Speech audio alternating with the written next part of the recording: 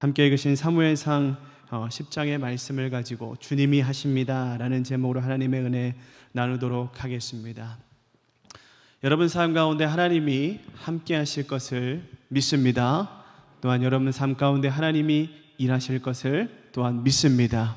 오늘의 말씀을 통해서 우리 삶 가운데 역사하신 하나님을 어떻게 우리가 바라볼 수 있는가에 대해서 나누고자 합니다. 본문을 통해서 우리는 사울이란 인물을 바라보게 됩니다. 사울은 이스라엘 초대 왕으로서 통일 왕국 시대의 시작, 이 왕정 시대의 시작을 열었던 인물입니다. 오늘 본문인 사무엘상 10장의 전체적인 말씀 속에서 이 사울이 어떻게 왕으로 선임되고 인정받는가에 대한 과정들을 우리는 볼 수 있습니다. 먼저 함께 보신 26절의 말씀을 성경책을 보시면서 제 말씀을 들으셨으면 좋겠습니다. 말씀을 보니까 사울도 기브와 자기 집으로 갈 때 마음이 하나님께 감동된 유력한 자들과 함께 갔다라고 기록합니다. 어떤 사람들은요, 하나님으로부터 마음이 감동돼서 이 사울이 하나님의 선택한 왕으로 인정되고 그를 따라서 가는 것을 보게 됩니다. 그러나 그 다음 절인 27절을 또 함께 보시겠습니다. 보니까 어떻게 되어 있습니까? 어떤 불량배는 이르되 이 사람이 어떻게 우리를 구원하겠느냐 하고 멸시하며 예물을 바치지 아니하였으나 그는 잠잠했더라 라고 기록합니다.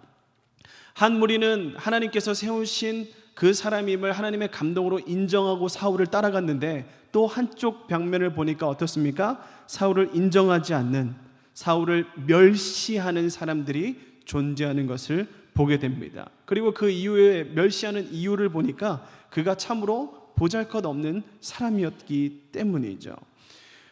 이 사무엘상 10장 앞절인 19절, 사무엘상 9장 21절에는 사울이 자신을 어떻게 생각하는지 스스로 이렇게 기록하고 있습니다. 사무엘상 9장의 말씀인데 21절의 말씀을 함께 읽겠습니다. 시작. 사울이 대답하여 이르되 나는 이스라엘 지파의 가장 작은 지파 베냐민 사람이 아니니까, 또 나의 가족은 베냐민 지파 모든 가족 중에 가장 미약하지 아니하니까 당신이 어찌하여 내게 이같이 말씀하시나이까 하니. 사무엘이 사울을 앉혀놓고 네가 이제 왕이 될 거다 이야기하니까 사울이 자신의 실질적인 현재 위치를 지금 이렇게 이야기하는 겁니다. 사울은 이스라엘 전체 지파 중 가장 작은 베냐민 지파에 속해 있었고, 그 가장 작은 지파 베냐민 지파에서도 가장 가문 중에 가장 나약한 가문의 사람 중에 하나였습니다. 즉 세상의 기준으로 볼 때 그는 참 보잘것없는 사람이었어요. 왕으로 세우기에는 뭔가 한참 부족한 조건을 가지고 있는 사람이었습니다. 그러므로 사울이 왕으로 선임되었을 때 그런 모든 정보를 가진 사람들, 그러니까 많은 지파의 사람들은 사울을 왕으로 인정하지 않았습니다. 그리고 한 부류는 그를 멸시하기까지 했다는 거죠. 그런데 오늘 우리가 여기서 주목해야 될 부분은 함께 읽으신 사무엘상 10장 27절의 마지막 부분이에요. 그 부분에 사울이 그러한 모든 멸시와 비난 가운데 어떻게 하고 있는가를 기록하는데, 그가 어떻게 했다고 기록합니까? 그는 잠잠하였더라 라고 기록합니다. 사람들을 자신이 인정하지 않았습니다. 멸시했어요. 근데 그때 그는 잠잠했습니다. 사울은 그들에게 대하여 항변할 수 있었어요. 자신이 이스라엘 왕으로 등극된 건 내가 왕이 될 거야 하고 나온 게 아닙니다. 하나님께서 사무엘을 통해서 기름을 붓고 네가 다음은 왕이 될 거야 라는 것을 실질적으로 인정받은 사람이에요. 그러면 그 인정받은 공권력으로 자신을 멸시하고 무시하는 사람들을 억지로 억압할 수 있었습니다. 누를 수 있었어요. 그러나 성경은 그가 그렇게 하지 않고 잠잠했다라고 기록합니다. 그 이유가 무엇일까요? 어떻게 그는 그런 상황 가운데 잠잠할 수 있었을까요? 그것은요, 그가 주님이 이 모든 일을 자신 대신 변호해 주실 것을 믿고 있었기 때문입니다. 즉 하나님이 이 모든 과정 또한 인정되게 하실 것이라는 믿음이 있었다라는 것입니다. 굳이 자신이 내가 왜 왕이 됐는지, 내가 왜 왕이 되어야 되는지 말하지 않아도, 자신의 정당성을 주장하지 않아도, 그들에 대해 어떤 행동을 취하지 않아도 주님이 그 모든 것을 하실 것이라는 믿음이 있었기 때문입니다. 그렇다면 우리는 왜 그러한 믿음이 생겨났는지에 대해서 우리는 확인해 보아야 합니다. 그는 어떻게 그런 상황 속에서도 주님이 그렇게 하실 것이라는 굳건한 믿음이 있었을까요? 오늘 우리는 이 부분을 보다 더 깊숙이 바라보면서 우리가 어떻게 하나님을 움직이게 할 수 있는지, 하나님은 어떤 상황 가운데 역사하시는지를 좀 한번 나누고자 합니다. 바라기는 오늘 이 시간의 끝에 우리가 집에 갈 때, 또 집에 가고 나서 우리가 모든 신앙적인 상태를 점검하고 나서 어떻게 하면 하나님이 움직일 수 있을까를 분명히 알아가는 귀한 시간 되기를 축복합니다. 우리 이 시간 옆 사람과 함께 인사 나누시겠습니다. 주님이 하십니다라고 인사하겠습니다. 주님이 하십니다. 주님이 하십니다. 여러분 삶 가운데 주님이 일하실 것을 믿으시기 바랍니다. 먼저 보겠습니다. 어떻게 이 사울이 그러한 멸시받는 상황 가운데에 잠잠할 수 있었을까요? 그는 먼저 주님께서 자신을 세우시는 분임을 보았기 때문입니다. 그는 하나님을 향한 하나님에 대한 확신이 차 있었습니다. 우리가 앞서 9장의 내용을 통해서 사울이 어떤 상황에 있었는지를 먼저 보았습니다. 자신의 아버지가 나귀들을 잃어버렸죠. 그래서 그 나귀들을 찾아오라고 그 아들에게 시킵니다. 그게 사울이죠. 그래서 종 중에 하나와 시내 중에 시관 중에 하나를 데리고 그 나귀를 찾으러 갑니다. 온 사방을 찾았는데 찾지를 못해요. 그래서 찾다 안 되니까 아버지가 우리를 걱정하시겠다, 우리까지 잊어버린 줄 알고 걱정하시겠다 하고 사울이 돌아가자고 하는데 그 시종이 뭐라고 합니까? 여기 근처에 지금 하나님의 사람이 와 있습니다. 그 사람에게 가서 어떻게 하면 될지 물어봅시다 라고 해서 사무엘을 찾아갑니다. 그래서 그 하나님의 사람은 사무엘을 딱 만나는데 그 만나고 나서 사무엘상 9장 15절에서 16절에 이렇게 기록하고 있습니다. 사무엘상 9장 15절과 16절 함께 읽어보겠습니다. 시작. 사울이 오기 전날에 여호와께서 사무엘에게 알게 하여 이르시되 내일 이맘때에 내가 베냐민 땅에서 한 사람을 내게로 보내리니. 여기까지 읽겠습니다. 15절 다시 보여주시겠습니까? 15절에 보니까 사울이 오기 전날에 라고 기록합니다. 이것은 무엇을 뜻합니까?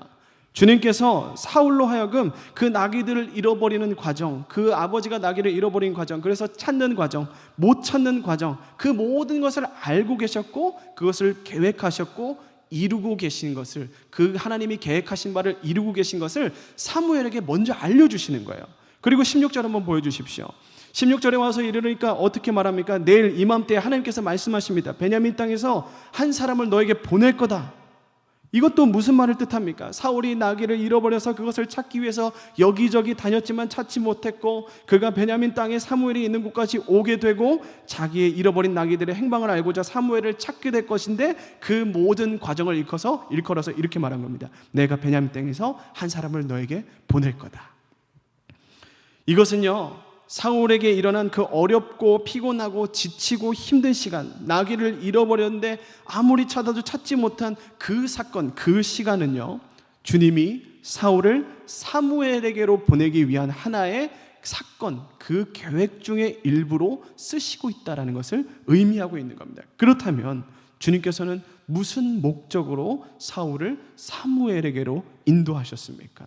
16절의 말씀 한번 보도록 하겠습니다. 16절 말씀 시작. 내일 이맘때에 내가 베냐민 땅에서 한 사람을 내게로 보내리니 너는 그에게 기름을 부어 내 백성 이스라엘의 지도자로 삼으라. 그가 내 백성을 블레셋 사람들의 손에서 구원하리라.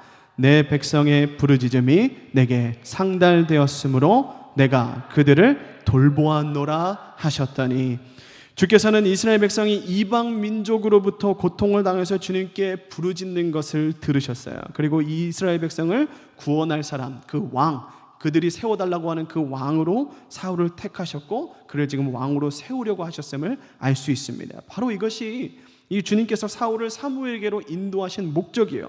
그를 왕으로 세우시려고 하는 목적이죠. 사무엘은 그렇게 자신에게 찾아온 사울에게 9장 20절에 다음과 같이 말합니다. 제가 읽어드릴게요. 9장 20절 제가 읽겠습니다. 사흘 전에 이른 내 암나귀들은 염려하지 말라. 찾았느니라.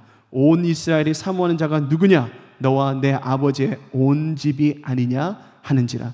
이 말씀이 되게 애매모호할 수 있어요. 온 이스라엘 사모하는 자가 누구냐? 너와 내 아버지의 온 집이 아니냐 하는지라 라고 하는 것은요, 이스라엘의 모든 집이 왕이 될 너의 땅이 아니냐. 그러니까 너의 땅에 있는 나귀들은 다 찾은 것이 아니냐. 왜 찾으러 다니냐. 즉 지금 사무엘이 너 지금 왕이 될 거야 라고 말하는 거예요. 그러니까 사울은 그저 나귀를 찾지 못해서 어떻게 하면 좋을까 지혜를 구하러 왔는데 지금 사무엘로부터 전혀 예상하지 못한 말을 듣고 있는 겁니다. 제가 읽어드린 구절이 의미하는 바가 그거예요. 너가 왕이 될 거란 말, 사울은 상상조차 해본 적이 없는 말이에요. 근데 그때 딱 듣습니다. 그리고 사무엘상 10장 1절에서 사무엘은 사울에게 왕의 기름을 붓게 됩니다. 여러분, 우리가 이 말씀의 이야기들을 쭉 나열하면 보면요, 사울에게 있어서 나귀를 잃어버리고 그 잃어버린 나귀를 찾느라 3일을 헤매게 되는 그 고생스럽고 피곤하고 힘들고 지치게 하는 그 모든 과정들은요, 주께서 그를 왕으로 세우시기 위한 계획이라는 것을 알게 됩니다. 사울이 이거를 알게 돼요. 나중에 사무엘의 말을 통해서 내가 우리 아버지의 암나귀를 찾게 하는 것, 그리고 못 찾은 것, 그래서 내가 그 지혜를 얻으러 사무엘이라는 사람을 찾아온 것 자체가 다 하나님의 계획이었구나라는 것을 이 사울이 알게 됩니다. 사울은 그때 비로소 자신에게 일어난 모든 일이 우연이 아니라는 것을 알게 돼요. 모든 상황들을 하나님께서 주관하셔서 자기를 왕으로 세우시기 위한 목적을 이루시는 주님의 인도하심이 있었다라는 것을 알게 된 것입니다.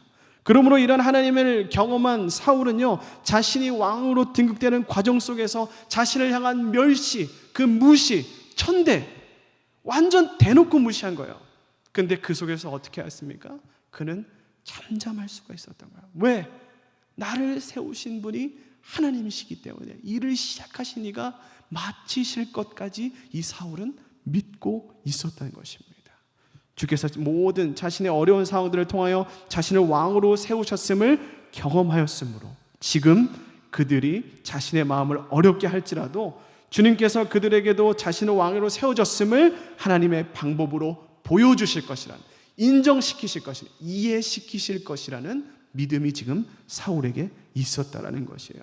사무엘상 11장 12절에서는요, 나중에 사울이 암몬 족속에 대해서 승리하고 난 후에 다음과 같이 이스라엘 백성이 말하는 것을 볼 수 있습니다. 사무엘상 11장 12절의 말씀을 함께 읽겠습니다. 시작. 백성이 사무엘에게 이르되 사울이 어찌 우리를 다스리게 했느냐 한 자가 누구니이까?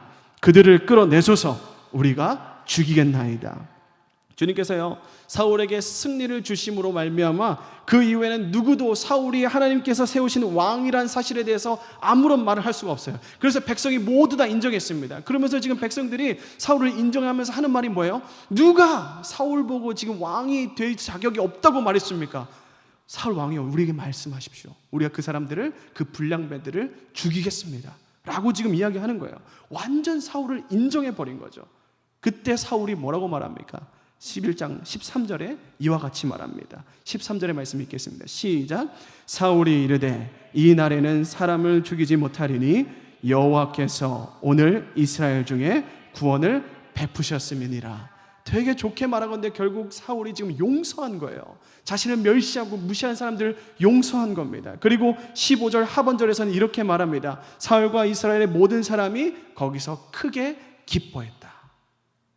여러분, 결국 모든 사람이 주님 앞에서 함께 기뻐하시는 것까지 보게 되죠. 사울 왕이 사람들의 멸시에 대해서 잠잠하고 주님께서 일하시도록 가만히 있었을 때 주님께서 주님의 방법으로 사람들 앞에서 사울이 왕으로 인정됨을 보이셨을 뿐만 아니라 그들 모두가 그 기쁨 가운데 참여하시도록 만들어주셨어요. 여러분, 우리 삶에도요, 이 삶의 현장에도 이와 같이 우리가 믿는다는 것만으로도, 그래서 우리가 세상과 다른 방법으로 존재하고 우리가 믿음을 지키는 그 과정 속에서 뭔가 유별나 보이고 뭔가 좀 다르다는 이유로 부당한 대우를 받고 인정받지 못하고 멸시를 받는 상황들을 우리는 반드시 마주하게 됩니다. 그럴 때 우리는 우리 자신에 대해서 주장하고 싶어요. 우리를 멸시하는 그들에 대해서 불평하거나 원망하고 싶은 마음을 가질 수 있습니다. 그러면서 우리가 우리의 힘으로 우리의 자신을 내세우려고 하는 모습도 우리는 내보일 수 있어요. 그러나 오늘 우리가 이 본문의 사울과 같이 잠잠하기를 원합니다. 하나님께서는 그런 순간 속에서도 주님이 직접 일하시기를 원하시고 계세요. 우리를 세우시는 분이 바로 주님이시기 때문입니다. 우리에게 일어난 모든 일들, 그것이 우리를 멸시하는 사람을 만날 때, 그것은 우리의 마음을 어렵게 할지라도 우리를 세우시는 분은 주님이심을 여러분 믿으시고 사람들의 멸시 앞에서 세상에 유별나다고 욕하는 그 손가락질 앞에서 우리가 잠잠하길 원해요. 그래서 그 잠잠한 가운데 우리가 무엇을 보아야 되냐? 주님께서 모든 것을 행하시고 일하시고 이끌어 가시는 것을 우리는 보아야 될 줄로 믿습니다. 그것이 신앙인이에요. 그것이 신앙인의 모습이에요. 우리가 주님의 능력을 봐서 우리가 기도를 잘못할 때 이렇게 기도해요. 주님, 우리가 이 모든 상황을 이길 수 있는 힘 주세요. 여러분, 그 힘 가지면 뭐 하실 거예요? 결국 그 힘, 내 힘이라고 착각하면서 내가 그 모든 문제를 해결했다고 여러분 그렇게 생각할 거 아닙니까? 중요한 건 우리가 그 문제를 해결하는 게 아니에요. 그 문제를 당면했을 때 우리가 주님 붙들고 주님께서 일하시는 것을 나도 보고 나를 통해서 그 주님이 일하시는 것을 세상 사람들도 보게 하는 것. 저는 그게 진짜 성도의 삶이라고 생각합니다. 사울이 지금 그것을 보게 하는 거예요. 내가 멸시를 당했어요. 내가 왕인데 감히 나에게 라고 말할 수 있는 그 상황 가운데 진짜 왕이 누군지 이때는 알고 있었던 거예요. 왜? 그때는 진짜 왕이 하나님이시구나. 자기가 얼마나 나약하고 보잘것없는 존재인지를 사울도 알고 있었거든요. 여러분, 우리에게 이런 눈이 있기를 축복합니다. 우리가 누구인지를 알고 또 우리를 통해서 누가 드러나야 되는지, 그래서 그렇게 일하기를 시작하시는 하나님을 경험하는 저와 여러분의 삶이 되기를 축복합니다. 이것이 사울이 잠잠할 수 있었던 첫 번째 이유예요. 베드로전서 2장 21절부터 23절의 말씀을 함께 읽어보겠습니다. 시작. 이를 위하여 너희가 부르심을 받았으니 그리스도도 너희를 위하여 고난을 받으사 너희에게 본을 끼쳐 그 자취를 따라오게 하려 하셨느니라.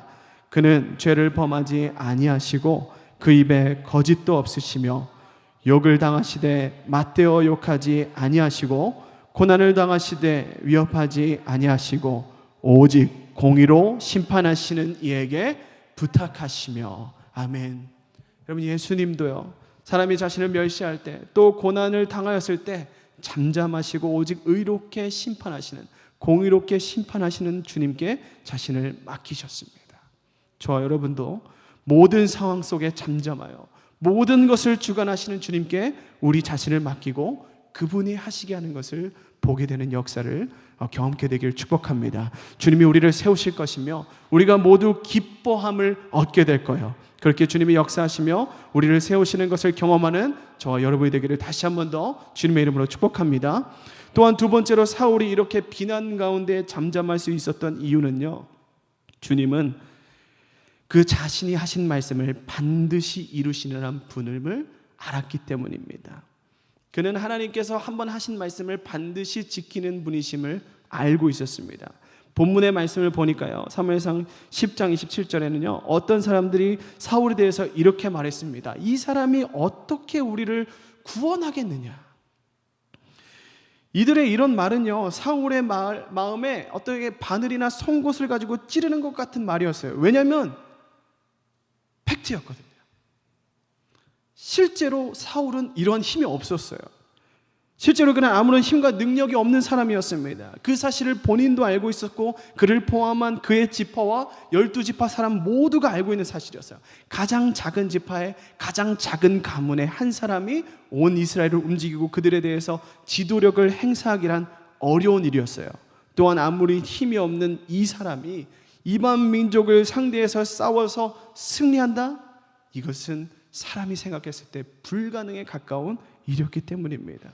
사울 또한 자기 자신을 볼 때 왕으로는 등극했으나 아무런 힘과 능력이 없는 헐뿐인 왕이었다는 걸 잘 알고 있었어요.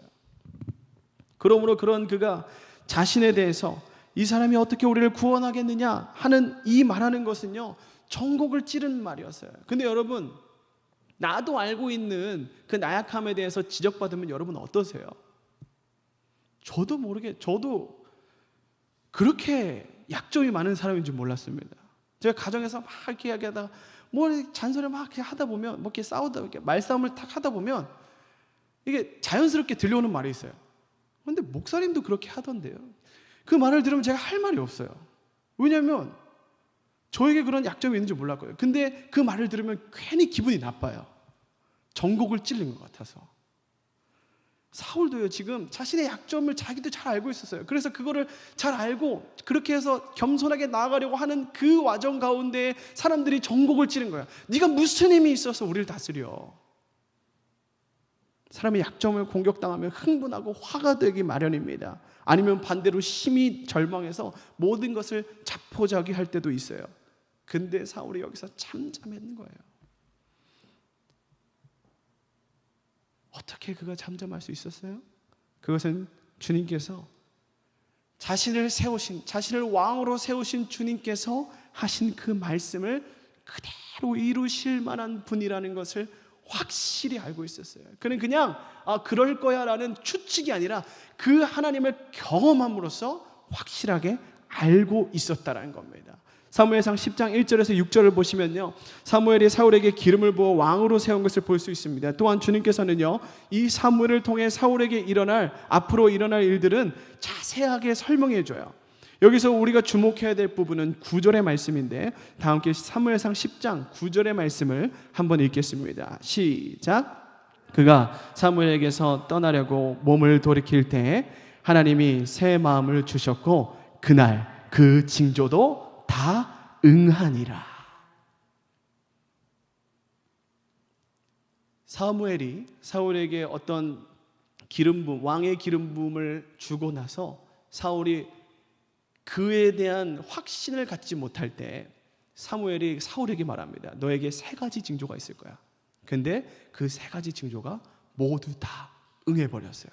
그러면서 9절에 이렇게 마무리를 짓는 겁니다. 그날 그 징조도 3번째 그 징조도 다 응해버린 거예요.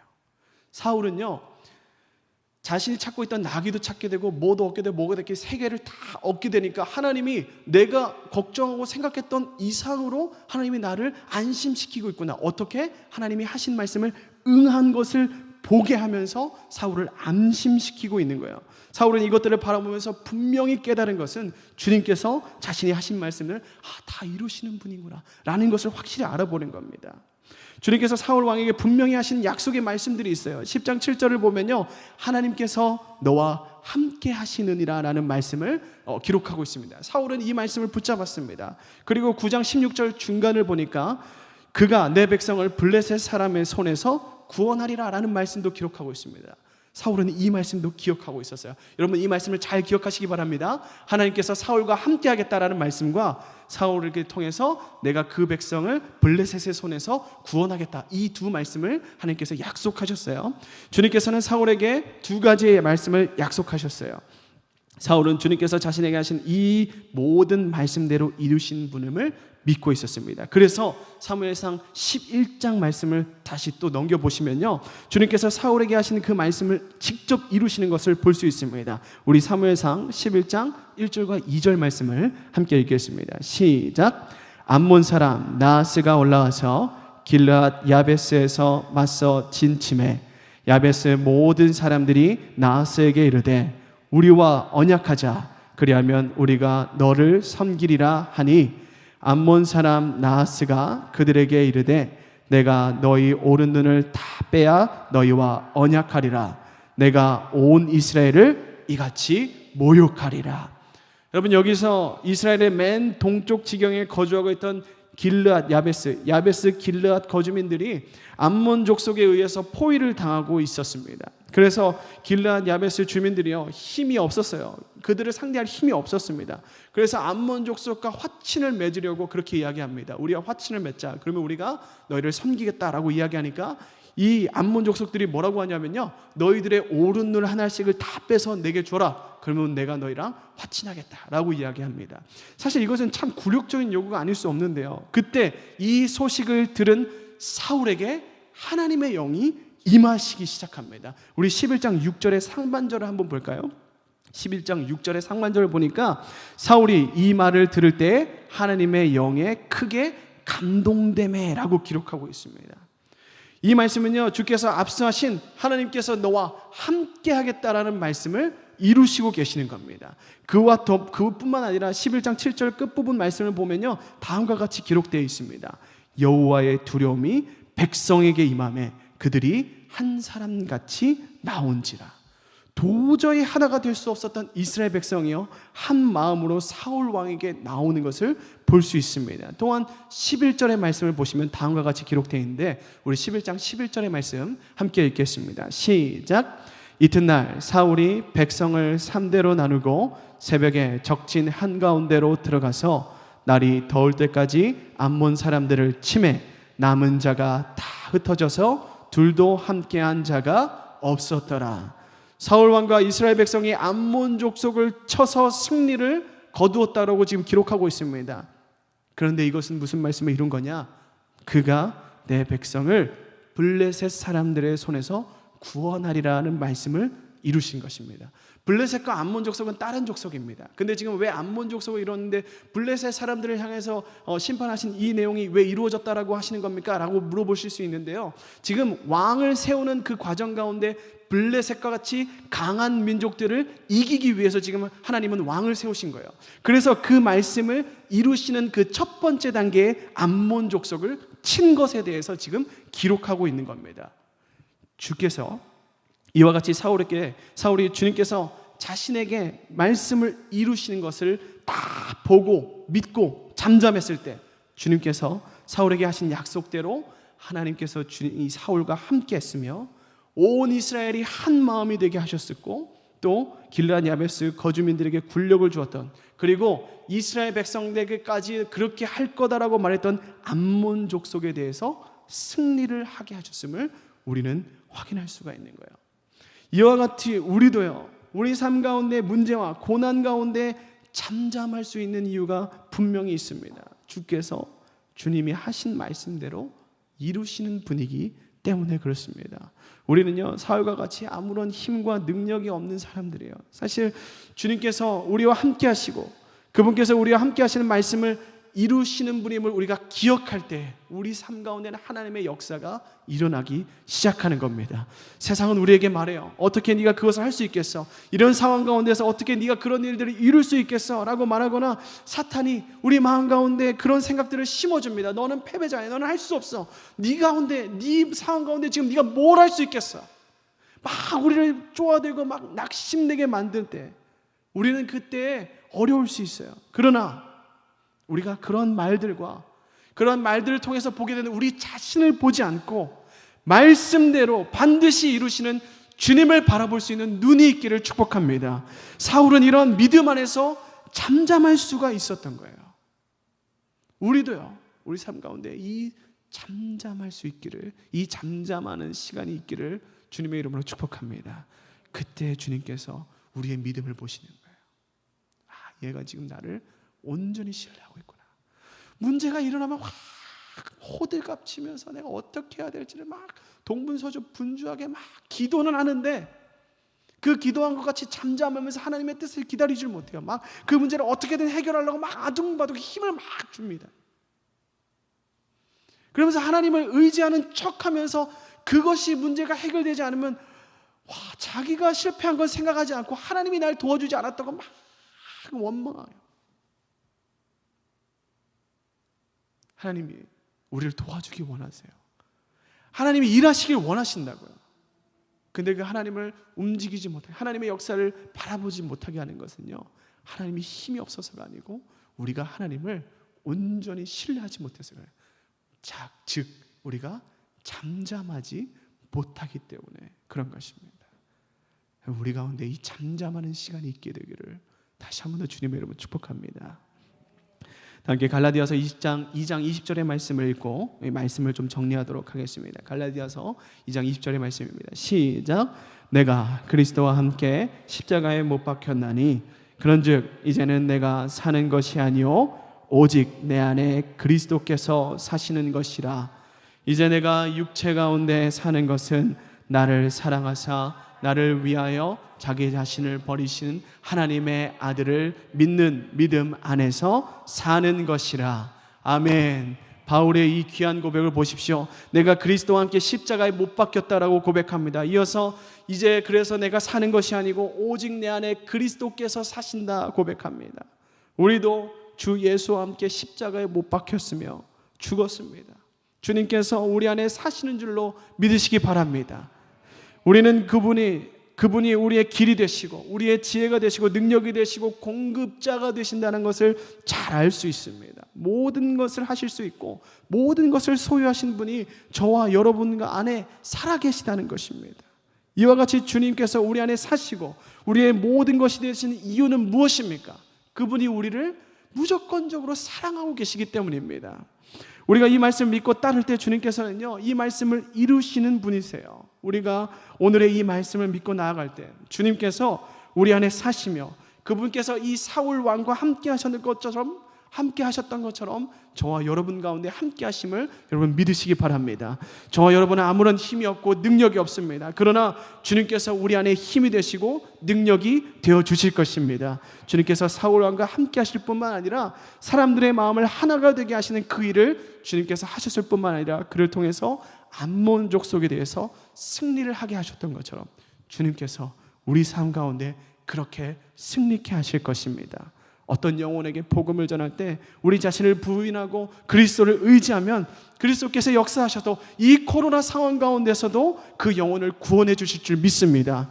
우리가 어떤 문제가 생겼을 때 우리의 자신을 부인하고 그리스도를 믿고 의지하면 주님께서 우리의 그 문제들을 해결해 주실 줄로 믿습니다. 우리에게 어떤 재정의 공급이 필요할 때 우리의 자신을 부인하고 이 그리스도를 인정하고 의지하면 주님께서 우리에게 필요한 모든 것을 공급해 주실 줄로 믿습니다. 그렇다면 주님께서 왜 이렇게 역사하시는 겁니까? 그 이유는요, 주님께서 저 여러분에게 그렇게 말씀하셨기 때문이에요. 약속하셨기 때문입니다. 주님께서는 자신이 그 하신 말씀대로 그 약속하신 대로 이루시는 분입니다. 오늘 이 시간 사울 왕을 살펴보면서요, 그가 사람들의 멸시에 대해서 잠잠할 수 있었던 이유에 대해서 살펴보았습니다. 그것은요, 그가 주님이 자신을 세우시는 분임을 알고 믿었고 주님께서 자신이 하신 그 말씀대로 이루시는 분임을 강하게 믿었기 때문이었습니다. 그래서 그는 그 멸시와 공격에 대해서 잠잠할 수 있었어요. 그리고 그 결과 모든 것을 주님께서 이루시는 것을 볼 수가 있었습니다. 이와 같이 우리들에게 사람들의 멸시와 공격이 있을지라도 우리도 우리의 마음속에 사탄의 시험이 있을지라도 잠잠하기를 원합니다. 오직 주님께서 하실 것을 믿고 그렇게 저와 여러분의 모든 것을 주님께 의탁하시기를 원합니다. 그럴 때 주님께서 우리를 세우실 뿐만 아니라 주께서 우리에게 말씀하신 그대로 역사하셔서 그 모든 일을 이루실 것입니다. 이것을 믿고 날마다 믿음 안에서 기쁨으로 승리하게 하실 주님을 바라보며 천국 소망을 갖는 저 여러분이 되기를 다시 한 번 더 주님의 이름으로 축복합니다. 우리 함께 찬양하며 기도하며 나아가겠습니다. 이 시간 아까 찬송하셨던 그 주가 일하시네 찬송하실 텐데요, 우리가 믿음으로 주께 맡겨드릴 때 주님께서 우리 삶에 일할 것을 기대하고 소망하는 마음으로 우리 함께 이 찬양 주님 앞에 올려드리겠습니다.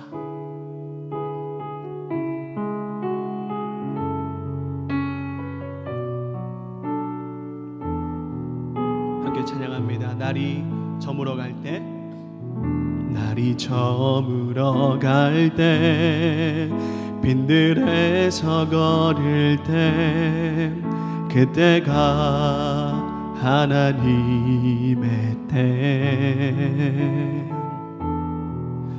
내 힘으로 안 될 때, 빈손으로 걸을 때, 내가 고백해 여호와 이래. 우리 모인 이곳에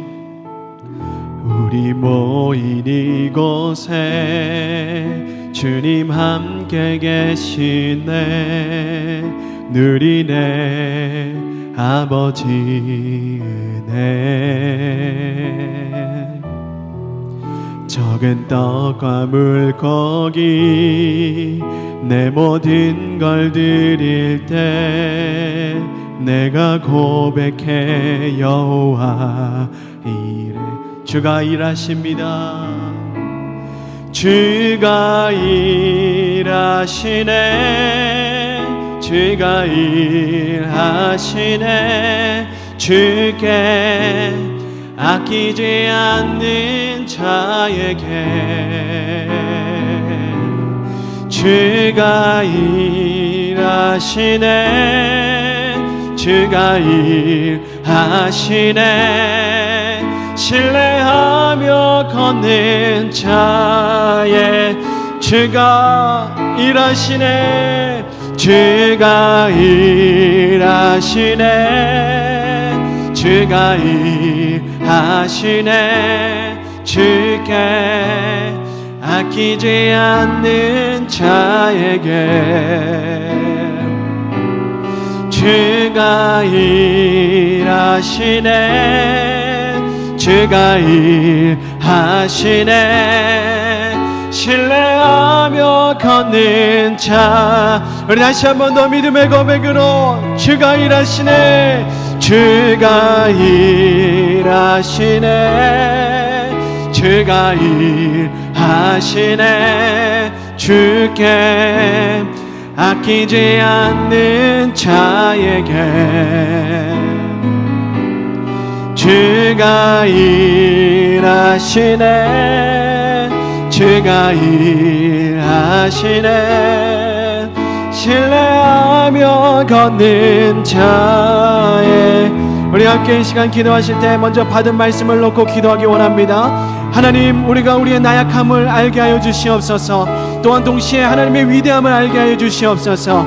그래야 우리가 믿음으로 주의 말씀을, 주의 약속을 끝까지 신뢰하게 하여 주시옵소서. 주님, 우리 삶 가운데 일하시는 것을 맛보아 알게 하여 주시옵소서. 우리 함께 기도하시고 수험생들을 위해 기도해 주실 때 43일 남았습니다.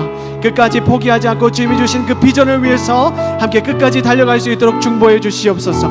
그리고 또한 우리 학부모들을 위해서 동일하게 기도해 주시기 바랍니다. 또한 여러분들이 가지고 나오신 모든 기도 제목을 붙들고 이 시간 주님의 이름을 한번 부르짖고 기도하며 나아가겠습니다. 부르짖습니다. 주여